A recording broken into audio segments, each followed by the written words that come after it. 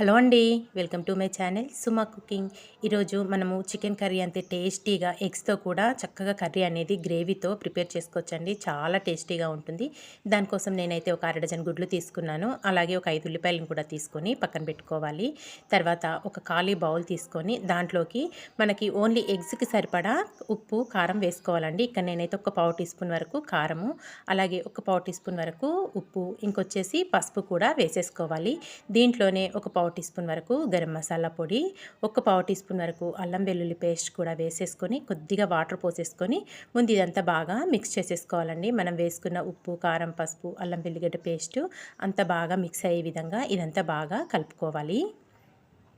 Taste మటుకు మనకు chicken curry అంత టేస్టీగా చాలా అంటే చాలా బాగుంటుందండి. రైస్ అయినా రోటీలోకైనా ఎక్సలెంట్ టేస్ట్తో ఉంటుంది. మీరు ఎప్పుడు ఇలా డిఫరెంట్గా ట్రై చేసి ఉండరు. ఒకసారి అయితే ట్రై చేసి చూడండి. మనం ఇలా ఇదంతా బాగా కలుపుకున్నాక మనం తీసుకున్న అర డజన్ గుడ్లని ఈ బౌల్లోకి అయితే పగలగొట్టుకొని ఇలా వేసేసుకోవాలి. ఇలా వేసేసుకున్నాక ఇదంతా బాగా బీట్ చేసేసుకోవాలండి. అంతా బాగా మిక్స్ అయ్యేదాకా బాగా కలుపుకోవాలన్నమాట. మనం ఇలా బాగా కలుపుకుంటే మనకు ఈ ఎగ్ అనేది ఫ్లఫీగా చాలా బాగా వస్తుంది. చూసారు కదా, ఇలా బాగా కలుపుకోవాలన్నట్టు ఒక 5 నిమిషాలైనా బాగా బీట్ చేసుకోవాలి.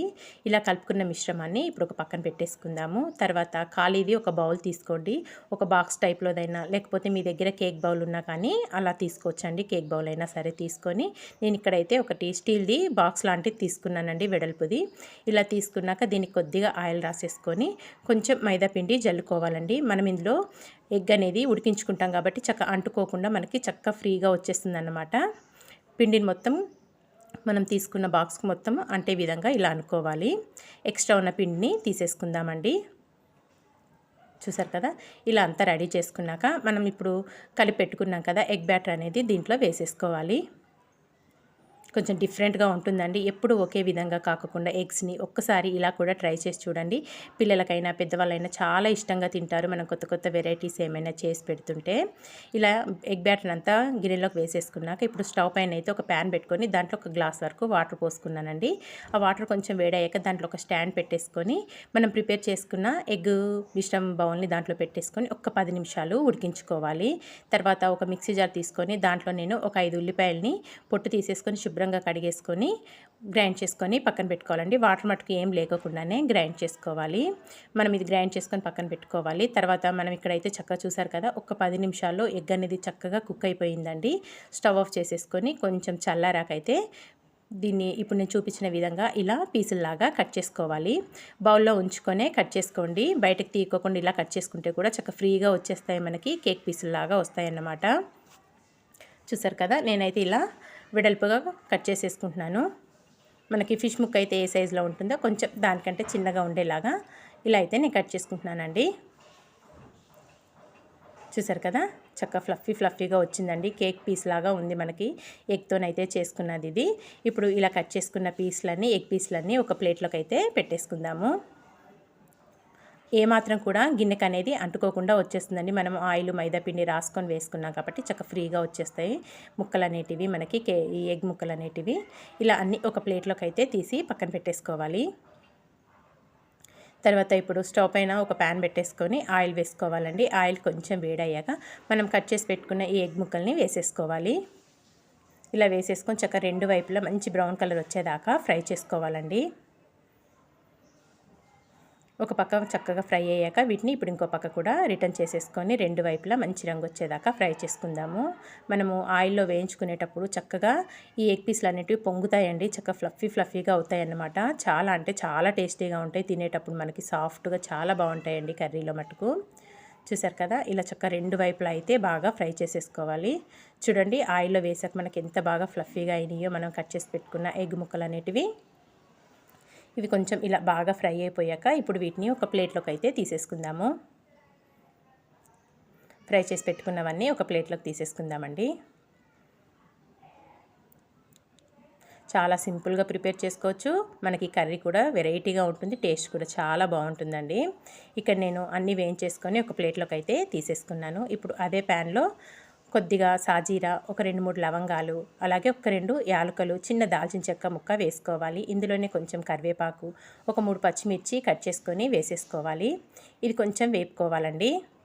ఇది కొంచెం వేగాక దీంట్లో ఇప్పుడు ఒక టేబుల్ స్పూన్ వరకు అల్లం వెల్లుల్లి పేస్ట్ కూడా వేసేసుకుందాము. మనం ఓన్లీ ఎగ్కి సరిపడానే వేసుకున్నామండి. ఉప్పు, కారం, పసుపు అవన్నీ, అల్లం వెల్లుల్లి పేస్ట్, మసాలా అంతా. ఇప్పుడు మన కర్రీలోకి అల్లం వెల్లుల్లి పేస్ట్ కూడా వేసేసుకొని ఇది కొంచెం ఫ్రై అయ్యాక ఇప్పుడు దీంట్లో ఒక పావు టీ స్పూన్ వరకు పసుపు, తర్వాత మనం గ్రైండ్ చేసి పెట్టుకున్నాం కదండి ఉల్లిపాయ పేస్ట్, అది కూడా వేసేసుకోవాలి.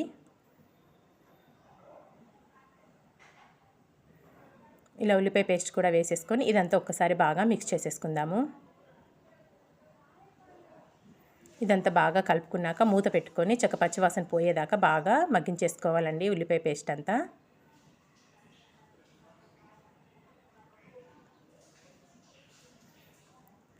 ఇక్కడైతే మధ్య మధ్యలో కలుపుతూ ఉండండి అడుగంటుకోకుండా. ఇక్కడైతే చక్కగా ఉల్లిపాయ పేస్ట్ అనేది బాగా మగ్గిపోయింది. ఇప్పుడు దీంట్లో మనము రుచికి సరిపడినంత కారం అనేది మీ స్పైసీని బట్టి వేసుకోండి. నేనైతే 1 టేబుల్ స్పూన్ వరకు కారం వేసుకున్నాను. మనం ఆల్రెడీ ఎగ్ ముక్కల్లో వేసుకున్నాం కదండి. తర్వాత రుచికి సరిపడినంత సాల్ట్ వేసేసుకుందాము. అలాగే ఒక హాఫ్ టీ స్పూన్ వరకు గరం మసాలా పొడి కూడా వేసేసుకుందాము. కొంచెం స్పైసీగా చాలా బాగుంటుంది. ఇలా వేసేసుకొని ఇదంతా మళ్ళీ ఒక్కసారి బాగా మిక్స్ చేసేసుకుందామండి. మనం వేసుకున్న ఉప్పు, కారం ఇదంతా బాగా మిక్స్ అయ్యే విధంగా కలుపుకొని మూత పెట్టుకొని మరొక 3 నిమిషాలు మగ్గించుకుందామండి.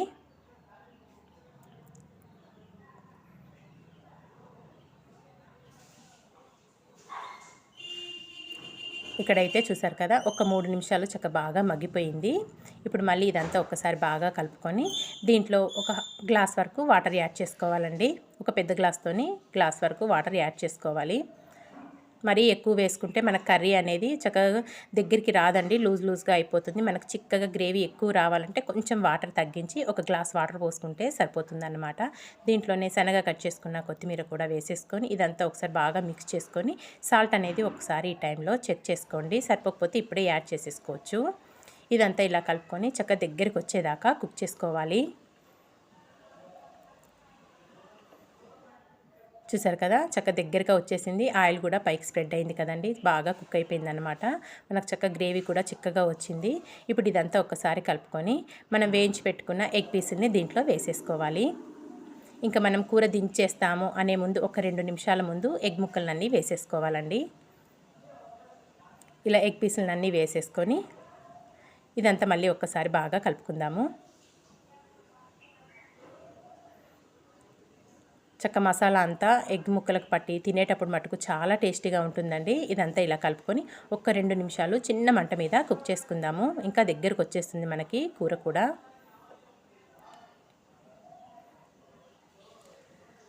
చూసారు కదా, ఒక 2 నిమిషాల తర్వాత అయితే చక్కగా కుక్ అయిపోయిందండి. మనకి ఎగ్ ముక్కలు చూడండి ఎంత బాగా కనిపిస్తున్నాయో, చూస్తుంటే నోరు ఊరిపోతుంది కదా. తప్పకుండా ఈ రెసిపీ అయితే మీరు ట్రై చేయండి, చాలా బాగుంటుంది. మీ అందరికి కూడా చాలా బాగా నచ్చుతుంది. ఇదంతా మళ్ళీ ఒకసారి కలుపుకొని ఇప్పుడు స్టవ్ ఆఫ్ చేసేసుకొని ఒక సర్వింగ్ బౌల్లోకి అయితే తీసేసుకుందాము. ఇంతే అండి, చాలా సింపుల్గా ఎప్పుడు ఒకే విధంగా కాకుండా ఎగ్తోని ఇలా కూడా ఒక్కసారి ట్రై చేసి చూడండి. చాలా బాగుంటుంది. చాలా సింపుల్గా కూడా ప్రిపేర్ చేసుకోవచ్చు. ఎంతో టేస్టీగా ఉండే ఎగ్ కర్రీ అయితే రెడీ అయిపోయింది. మనకి అన్నంలోకైనా రోటీలోకైనా చాలా బాగుంటుందండి. తప్పకుండా మీరు కూడా ఒక్కసారి ఈ రెసిపీ ట్రై చేసి మీకు ఎలా వచ్చిందో నాకు కామెంట్ చేసేయండి. ఇలాంటి మంచి వీడియోస్ కోసం అయితే వెంటనే నా ఛానల్ని సబ్స్క్రైబ్ చేసుకోండి ఫ్రెండ్స్. వీడియో నచ్చితే మీ ఫ్రెండ్స్కి, రిలేటివ్స్కి కూడా షేర్ చేయడం మాత్రం మర్చిపోకండి. ఎంతో టేస్టీగా ఉండే ఎగ్ కర్రీ అయితే రెడీ అయిపోయింది కదా friends. Thank you for watching అండి. బాయ్.